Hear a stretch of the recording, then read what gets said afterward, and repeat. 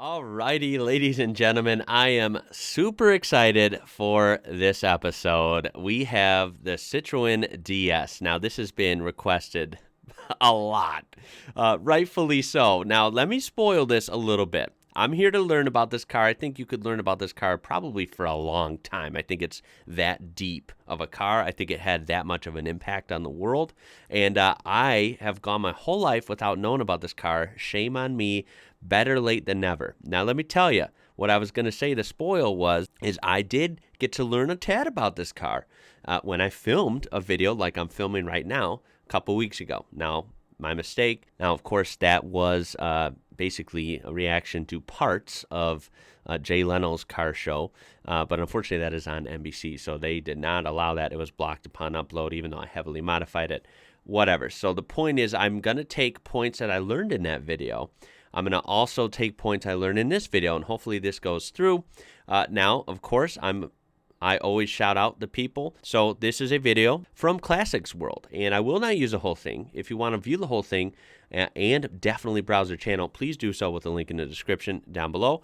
Also, let me preface this with, for a reaction video, this is going to have a lot of dialogue from me. I will be pausing it often, as well as whatever isn't covered here. I want to try and add my final thoughts at the end. So there's a lot of dialogue from me in here, and just know that I am very passionate about learning about different vehicles from around the world, and this one I'm just so excited for because the very little bit I've learned about from Citroën has been absolutely fascinating.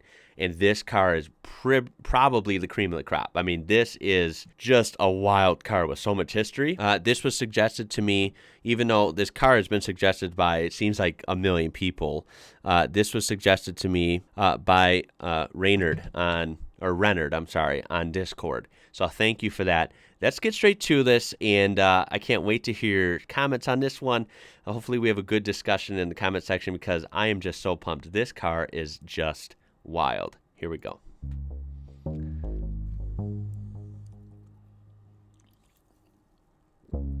Look at that thing just glide.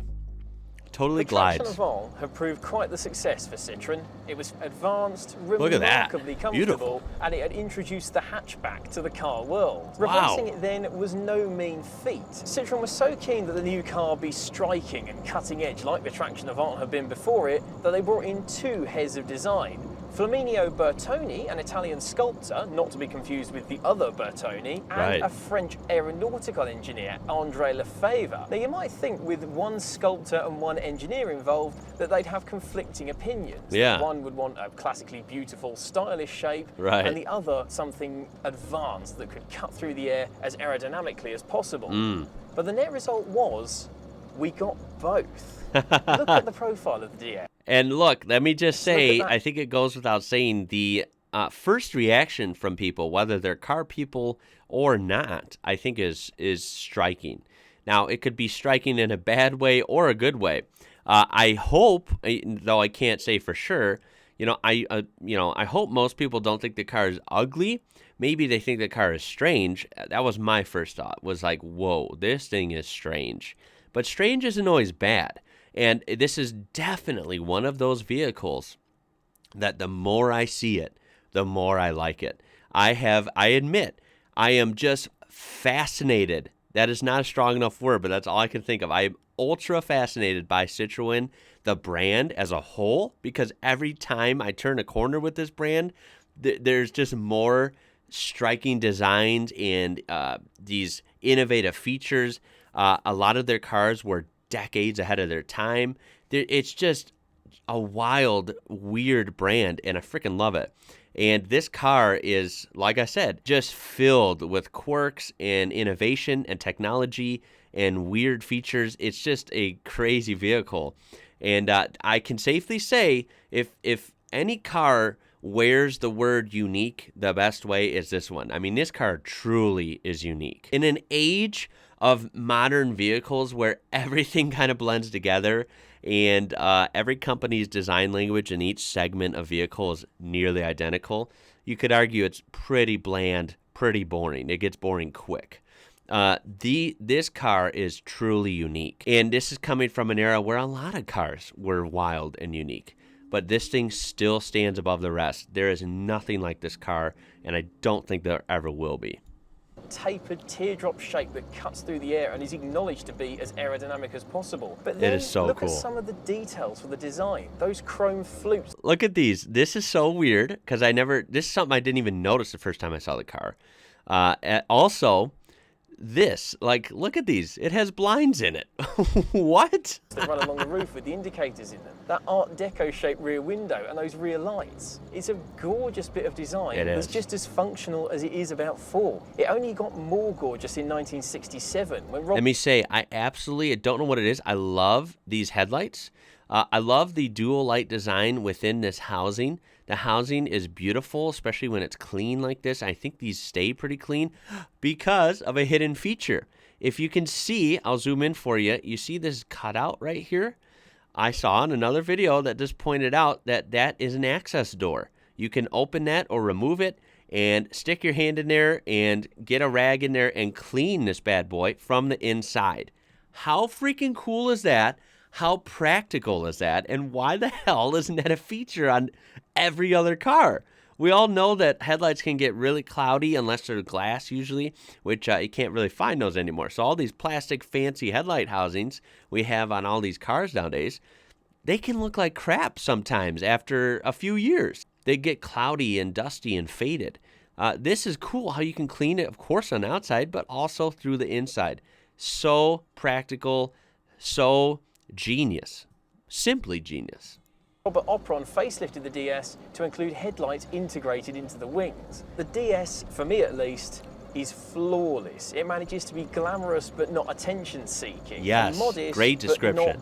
But not anonymous. Yes. I know I'm gushing a little bit here, but the truth is I've got a poster of one of these on my bedroom wall. That's I awesome. Genuinely adore the way this car looks. And good idea. I have to get. I do have banners and posters of various cars from Australia. I of course from when I was little I had a Lamborghini Countach poster, which who didn't have one of those? I have American car posters like Corvettes and Vipers. Man, I tell you what, got to add one of these to the collection. I would love to have a poster of a DS. That'd be cool. Obviously agreed because they gave it a name befitting of its beautiful styling. DS is actually a pun, because in French that's pronounced déesse, which is the French word for goddess. Really? Seems appropriate, don't you think? Kind of, yeah, it kind of does actually. The car at the 1955 Paris Motor Show. Look at that original You'd be forgiven for thinking that it was the second coming. How moving must have this car been? 1955, look at this. Paris Auto Show. Can you imagine seeing this? Like, wow, that is a futuristic car. Flocked to the DS with 700 people ordering one in the first 15 minutes. Holy By the end of day one, Citroën had taken 12,000 deposits for DSs, which makes it a day one sales record that took over 60 years to beat. Now, the public at the Paris Motor Show were wowed by the styling, understandably so, but the DS was far from all style and no substance. Right. In fact, this was a cutting-edge car in its day. For a start, the DS was built on what's called base unit construction. Essentially, the skeleton of the car is its strength. Yeah, just a fascinating car, the way it's constructed. Of course, we know that this suspension is next level. Quite frankly, it's so next level and different that I don't exactly know how it works, and the fact that I don't think I could just, without a diagram, I don't think I could tell people based on what I know how it works, because it's kind of that abstract. But I know it's extremely advanced and really cool for its day. You see these balls right here. It's kind of this jointed suspension, and the way it works, as you can see easier back here, how it's forward in front of the wheels. It just rides, from the videos I've seen, it rides literally like a cloud. It just soaks up everything and transfers none of these, potholes or big bump vibrations into the cabin. You can't even feel it. It's like you're gliding across the road. This is just a wild car. It really is. Without a separate chassis. And that means that all the body panels hung on it are just decoration. You can actually drive a DS with no body panels and no roof. And those body panels themselves were clever too. A number of them were the car is independently structural. It doesn't need the body panels. They're just, like you said, they're just for decoration. How cool that it drives. It's got enough internal strength on its own That's really neat. And those body panels themselves were clever too. A number of them were fiberglass and aluminium to keep the weight as low as possible and to keep what weight there is low down in the car for better weight distribution. Wow. And that base unit chassis had its technology too. It featured crumple zones, which meant if the car was in an accident, the car itself would absorb the energy normally taken on by the occupants. Wow. The steering column was designed to collapse in a front-end collision to stop the driver being impaled by the steering wheel. See, early, like, I think we all know, at least in America, I don't know abroad, but like we all kind of joke around that old cars definitely didn't care too much about safety like they do now. Old cars were tough, right? But in the fact that they could hit something and barely be damaged, even though the car was tough, it wasn't actually translated into a safe car, contrary to what people thought. You were the crumple zone in an old car, right? So the fact that this car had crumple zones, I'm pretty sure that wasn't terribly common back in this era like it is now. Also, the fact that, the steering column was collapsible. That way the steering wheel, you're not flying forward and being impaled by this thing. They kind of thought of everything. This car was very forward thinking for the time, even when it comes to safety in an era where safety didn't seem to be top priority. It's amazing. And the engine is designed to submarine under the passengers in the event of an accident. Wow. And the safety features kept on coming. Jeez. Michelin's tie-up with Citroën meant the DS came on radial tyres. The front brakes were inboard, which was a first on a production car and made for better weight distribution. That's weird. What's more, those brakes were power assisted, which means you didn't have to jam your foot into the floor to get the car to stop. The steering was power assisted too, and it got lighter the faster you got. Power brakes and power steering. You can see that it's a column manual. I keep shifting as I'm driving along, but it's a clutchless semi-automatic. There's only two pedals down here. Now So that's what I didn't understand in the other video either, was he was shifting, but it said like it was an automatic, but then it's like a semi-automatic. So you do have to shift, but you don't have to use a clutch. That's weird. I don't think I've ever driven a car like that. I've only driven traditional automatics. I've driven CVTs, which just is basically an automatic, as in you don't have to shift it yourself. And then I've driven actual manuals, right, with a clutch and a H pattern. This is just kind of none of those. That's weird. Power brakes, the power steering, and that semi-automatic gearbox all came in line with the suspension. Part of Citroën's revolutionary technology, Hydropneumatic. Hydropneumatic, yeah. The heart of the Citroën system is a high-pressure hydraulic pump, driven by the engine like a power steering pump. Okay. The pump distributes pressurized LHM, or liquid hydraulique mineral, fluid, and it's engaged and disengaged by a solenoid-operated clutch. Hydraulic fluid under pressure is stored in an accumulator sphere, from where it can be drawn off as required from a hydraulic ring main running around the car. Each suspension arm is attached to a push rod, with a sphere on one end and a piston on the other end moving in a cylinder. Okay. Fluid can pass from the sphere into the cylinder according to the position of the height control device, amazing. while pressurized nitrogen gas in one half of these spheres provide the spring effect. A shock absorber effect is achieved by using restriction between the cylinder and the sphere itself. And the upshot of that hydropneumatic suspension is that the DS is fully self-leveling. Doesn't matter how mental you go at the fromagerie, the whole car will stay level. It's also height adjustable, so you can lower it down for better handling or raise it up to get over a rutted field that two CVs are crossing. But how does all that technology and all that engineering translate to the road? Well, beautifully. It's wonderful. That power steering is phenomenal. It's so light.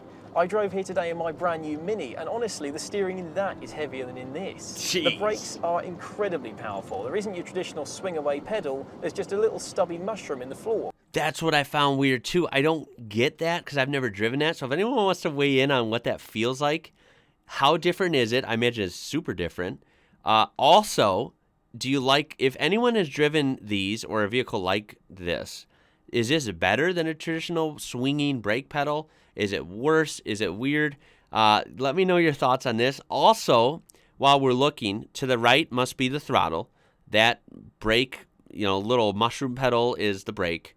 And then what is this? Since there's no clutch, is this like an emergency brake pedal? If anyone wants to weigh in on that. This is just a fascinating car, man. Stamp on the brakes hard and this car will lock up. The brakes are incredibly powerful. That's cool. Now, the DS is not a sharp sports saloon, but the trade-off is the ride, which is simply phenomenal. Right. You've heard all these old cliches about magic carpet riding Citroens, right. and honestly, it's completely true.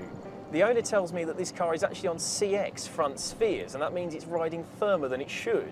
Wow. But honestly, I'm not sure I believe him. It just floats down the road. There's no indication that the wheels are even moving. That's that insane. Hydropneumatic technology means that all four wheels are permanently in contact with the road, so there's no hopping and skipping over rutted surfaces. Right. Speed bump, 30 miles an hour. What? I could have had an open drink here and not spilt it. That's insane. He had an actual speed bump at a good rate of speed. It was just like it didn't even do anything. It's just phenomenal. That incredibly soft, floaty ride, combined with these soft leather seats that honestly are like armchairs. And it's small wonder this road test is being delivered without quite my usual franticness. It's more stressful to be in a bath than it is to waft along in this thing. 3 fingers on the wheel just to guide it along. Jeez. Let the world pass you by. That is wild. For post-war France, the DS was a symbol of ingenuity, a symbol of hope, a symbol of what France could do. Small wonder the DS lived a 20-year life, and in that time sold 1.45 million units.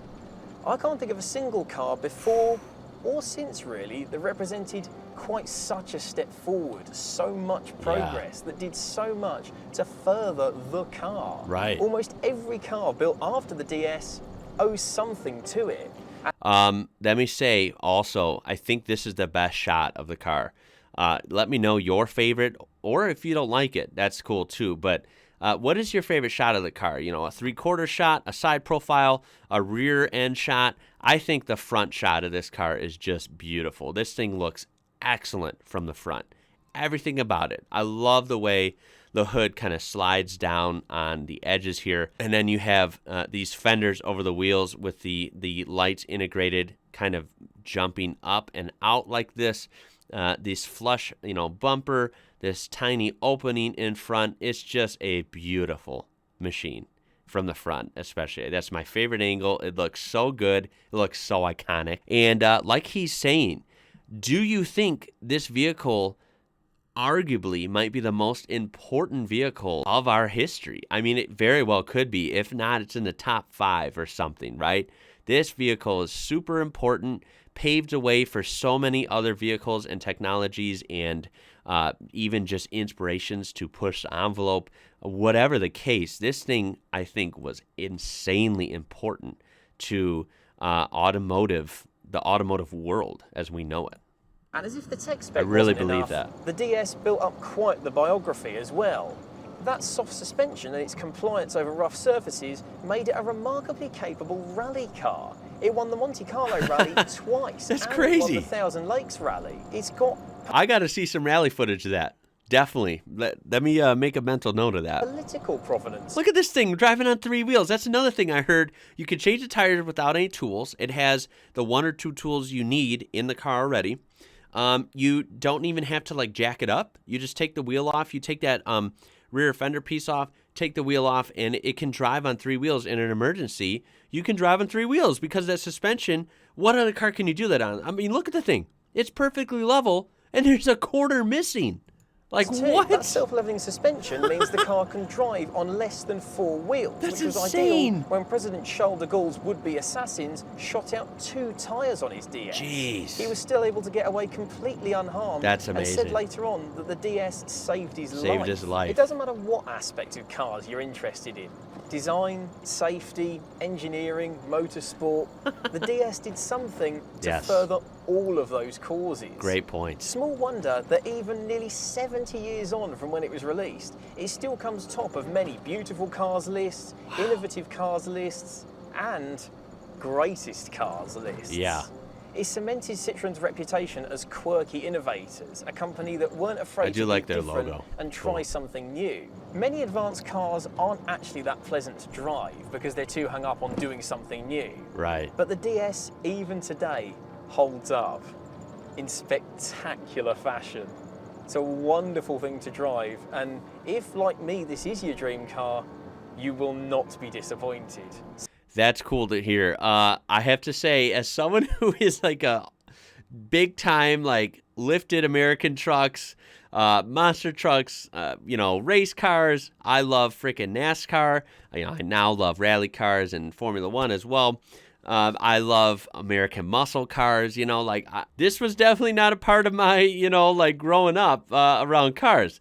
Let me just say, as someone who loves all of that loud, brash, gasoline V8, Americana, when it comes to that car culture I'm into, this is the total opposite. And let me say, this is absolutely incredible. I would put this, and honestly the 2CV as well, because Citroën, like I said, I'm just blown away by. But I would put this at the top right now. If someone said, if a genie came out of a bottle and said, you can drive one car for the next week every day or something, right? Like, what car would you drive? And I could name anything. I'm not kidding. It would be this. I want to drive this. It looks so cool. I want to ride in one. I want to look at one and just appreciate it and inspect it and study it. It's just a fascinating piece of engineering, a fascinating vehicle from head to toe. You could argue this car is like an art piece, like a piece of art. You don't even have to be into cars to appreciate this. That's what is wild about this car. It just stretches the imagination to all these different genres. It is just something else. And this is coming from a big time, truck and muscle car guy. I really freaking love this thing. So I hope to see one. I mean, I did see one at the Nashville, the Lane Motor Museum. That was like a month ago, and I do have a video on that. Now, unfortunately, at the time, this is right before I started discovering Citroën, so I didn't spend too much time looking at it. I feel like an idiot now. I did get to see one, but it was jammed in between a bunch of other cars, so I don't know, you don't get the chance to maybe appreciate it as much. So I would like to see another one, I hope, someday in person.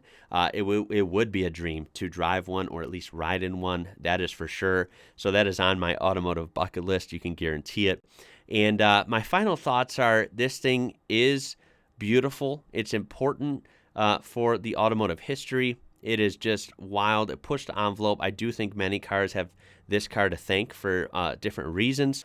Some other features that weren't mentioned here that I found interesting was that, you can just pop this rear quarter panel off without undoing anything. It just comes off, I think, if I remember right. It was quite easy to put on and off. The way the engine bay looked was just very interesting. Not to mention this car, I said in another video that got blocked, he mentioned that this car, he showed a demonstration at night where the headlights turn with your wheel. So it has, turning headlights, which is very advanced. Didn't know that was a thing back then at all, because the comparison I made was we have a brand new, last year, brand new 2022 Subaru. And our 2022 Subaru, it's like the higher trim level, and it has the turning headlights. And that's the first car I've ever ridden in my whole life that has that. So I was all impressed, ooh, look at our fancy Subaru. It has turning headlights. This is 2022. This is the 60s, the 70s, and this thing had freaking turning headlights.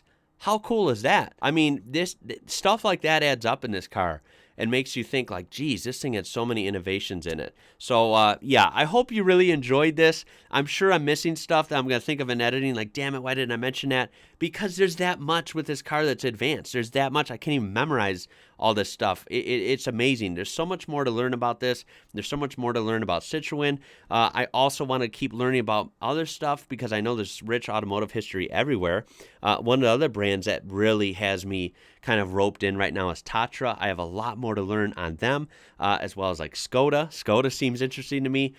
So anyway, there's a lot to learn. This is just the beginning, but I'm really enjoying this, and this car has blown me away. It's going to be hard to top this as it pertains to at least one car being super amazing. The DS might be in a league of its own. I would love to hear your thoughts on this. I really hope you enjoyed my perspective on this. Thank you for watching. Please make sure to check out this whole video because there was a little bit in the beginning and a little bit at the end that I skipped. So please make sure to check that out with the link down there. As for the other video that was really long and in-depth, I will be working on something to post that somewhere else that maybe it should be a little better. So stay tuned for that kind of info. Anywho, other than that, guys, throw a like on there if you did enjoy this. You ought to throw a like on there for this car. I mean, come on. Who doesn't love this thing? Subscribe to be part of this amazing community we do have here. Cannot wait to see you down in the comments. My name is Ian. You're watching IWrocker, and until next time, y'all, I'll catch you later.